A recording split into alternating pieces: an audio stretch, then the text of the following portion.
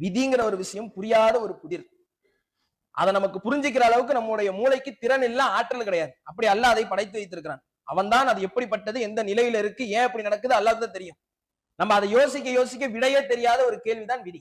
அப்போ வாழ்க்கையில ஒரு சோதனை, ஒரு கஷ்டம் ஏற்பட்டு விட்டால், ஃபலா தகுல் லவ் அன்னி ஃபால்து கான கதா வ கதா, நான் இப்படி செய்திருக்கலாமோ, அப்படி செய்திருக்கலாமோ, அப்படி சொல்லாத.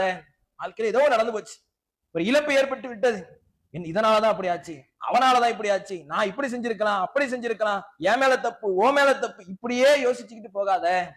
இப்படி சொல்லாதீங்கன்னு சொல்றாங்க. அப்படி சொல்லாத. மாறாக கதருல்லா, அல்லாஹ்வினுடைய விதி, மா ஷாஅ ஃபால, அவன் நாடியதை செய்து முடித்து விட்டான். அவ்வளவுதான். அவன் கையில இருக்கின்றது.